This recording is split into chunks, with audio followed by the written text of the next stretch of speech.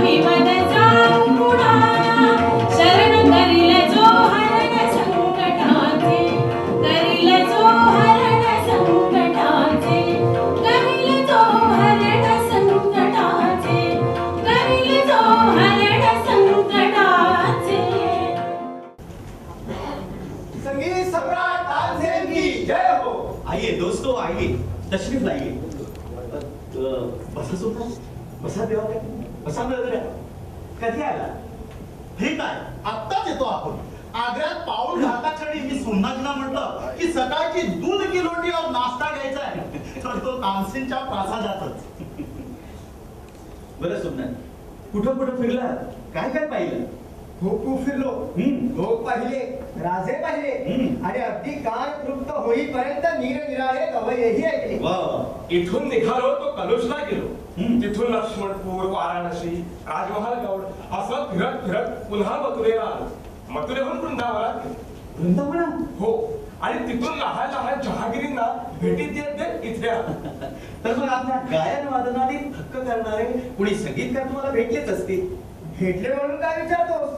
अरे जाग जागी गवळ्यांचे ताटवे नुसते फुलून राहिले आहेत. हे मात्र काहीतरी रामधनू आपल्या सोमनाथांचं असं आहे की जगात कुणी वाईट करतो ह्यावर त्याचा विश्वासच नाही. संगीत म्हणजे दिव्य आणि सुंदर. मग कुणीही कसंही काय गाई ना. दिमाग आहे. अरे तसं नाही. अरे कुणाला गळा असतो तर कुणाला बुद्धी असते. कुणाला स्वरांची देणगी तर कुणाला लईची. ज्याच्या त्याच्या गुणाला दान देणं हीच रसिकतेची फलश्रुती. तरी देखील सोमनाथजी अरे दिवाकर हे सगळे गुण एकाच माणसात एकवटले असते तर तो तानसेन झाला नसता का. सोमनाथजी आपण फार अतिशोक्ती करता. बाकी रामधनू आपले सोमनाथ भैया दिसतात तितके भोळे बाबळे नाहीत. हा त्या चंद्रमणी राज्याची सोमनाथजींनी अशी फडवजिनी केली म्हणतो.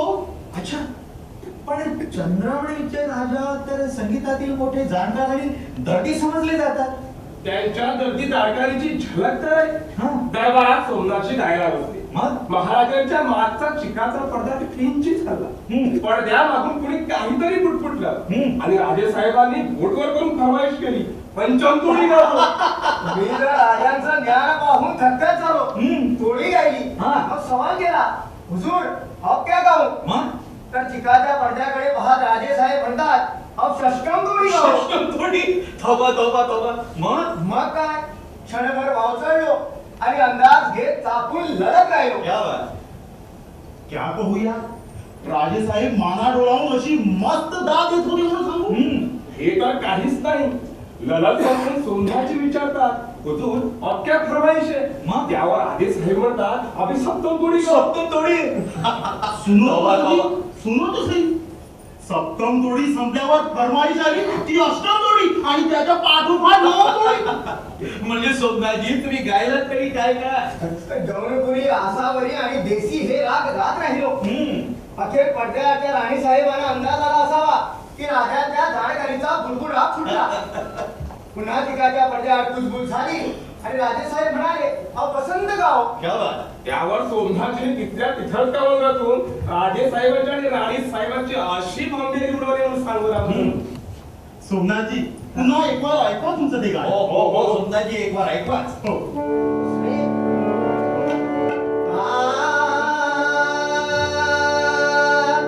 हरी रे माई दौडी दौडी हरी रे माई दौडी दौडी हरी रे माई दौडी दौडी हरी रे माई दौडी दौडी हरी रे माई दौडी दौडी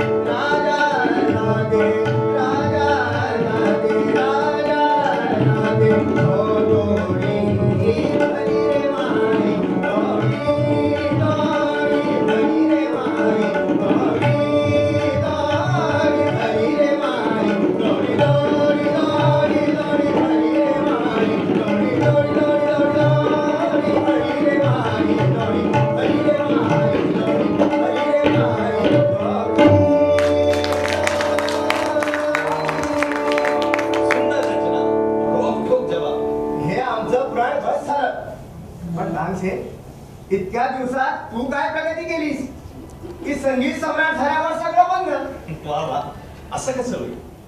दरबारी कांगडा, मिया मल्ला, सारंग एक प्रकार, असे अनेक राग रागिण्या आणि द्रुपदवाणी. अच्छा. हम्म. अरे भाई, ये दरबारी कांगड़ा क्या चीज है? सुनाओ तो सही. तो सुनिए.